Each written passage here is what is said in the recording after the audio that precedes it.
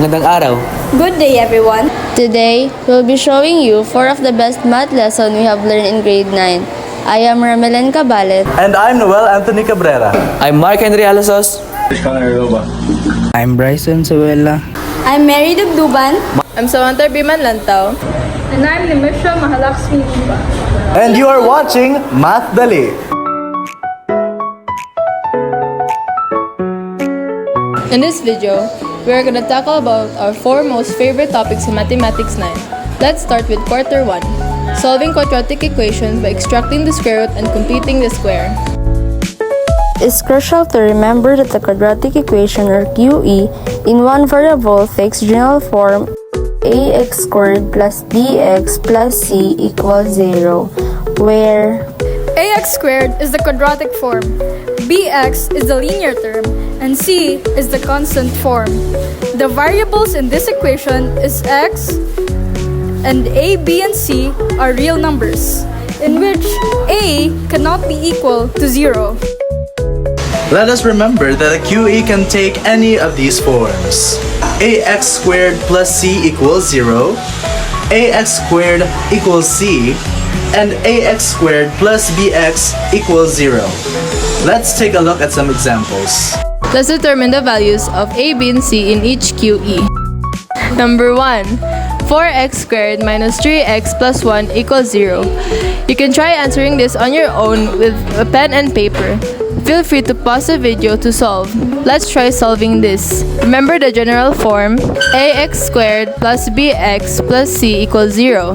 It is clearly stated here that the value of a is 4, the value of b is 3, and the value of c is 1. Let's have another example. Number 2. 2x squared minus 5 equals 0. Let's try to compare it to the general form. Do you notice anything different? Yes, in this case, bx is not visible at all, and c has taken its place. Therefore, the value of a is 2, the value of b is 0, and the value of c is negative 5. Here's another example. x2 minus 2x equals 0. In this equation, the value of c is the missing. And since a has no real number before x, its value is 1. This is because x itself has an imaginary number 1. So therefore, the value of a is 1, the value of b is negative 2, the value of c is 0. Now, let's move on to our next topic, Introduction to Direct Variation. A direct variation is a variation in which the quotient of two variables is a constant. It is sometimes called direct linear variation or direct proportion. If you let x and y denote two quantities, the statements y varies directly to x, y is directly proportional to x, and y is proportional to x may be mathematically translated as y equals kx or y over x equals k, where k cannot be equal to 0. The constant k is called the constant of variation or constant of proportionality. Here are some examples. If y varies directly as x and y equals 18 when that x equals 13, find the constant of variation and equation of variation. To solve, let us write y equals kx and substitute with y and x with the given values in the problem. this will now look like 18 equal k3. Now, we must find the value of k. To do so, divide both sides with the value of x. It should look like this. Then cancel out like terms. You should be left with 18 divided by 3 equal k. The only thing left to do is to divide 18 and 3 to get the value of k. Try solving it. If your answer is 6, your answer is correct. Now, let's find the equation of variation. Simply write y equals 6x. You may ask why? Because the value of k is 6 and our mathematical statement is y equals kx.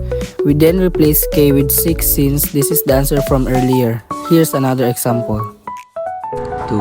If m is directly proportional to the cube of n so that m equals to 16. and n equals to 2, find m when n equals to 5. This one requires 2 answers. So listen carefully to understand. First, let's write down our mathematical expression, m equals to kn raised to 3. Then replace m and n with their corresponding values. Based on the given problem, it should look like this. It is important to read the given statement truly before solving. In this case, it states cube of n, which is why we wrote open and close parentheses 2 raised to 3. You may also be confused because of the last part of the statement.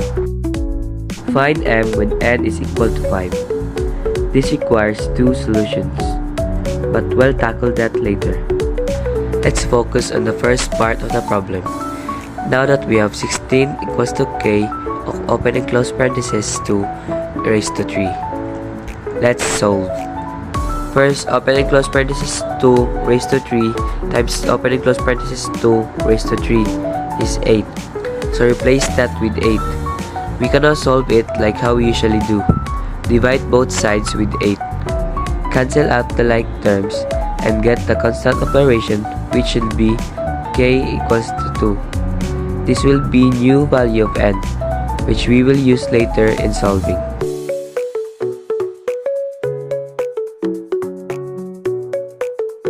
Using the equation of variation, substitute n with 5.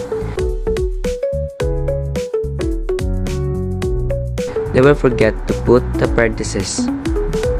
Once done, solve this and then multiply the 2. These are the 2 final answers.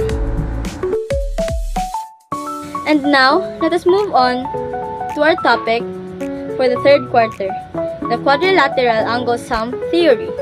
Let us remember that a quadrilateral is a 4-sided polygon and are named using consecutive verticals. The sum of interior and exterior angles are both equal to 360 degrees. Here's an example.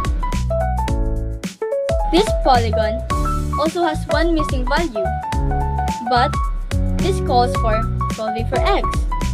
The first thing to do here is to add all values here. This side portrays a right angle, which is equal to 90 degrees. So we'll add that to our equation.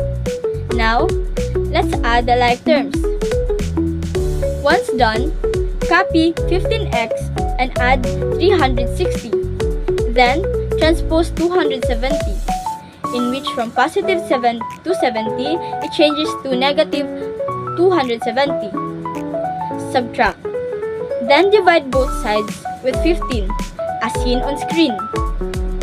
Cancel out 15, which leave us with x equal 90 divided by 15. And all that's left to do is to divide. Once done, this will be the final answer. And now, let's move to the last topic for the fourth quarter, Introduction to the 6 basic trigonometric ratios. Let's remember that the first 3 common trigonometric ratios, sine, cosine, and tangent, it is crucial to remember these ratios, since we will deal with its opposites. Second, cotangent and cosecant. Let us also remember the parts of the right angles, which are the opposite, adjacent, and hypotenuse. Let's try to determine the adjacent, hypotenuse, and opposite. Based on the diagram, where is the opposite? That's right, this side is the opposite. What about the adjacent? Precisely.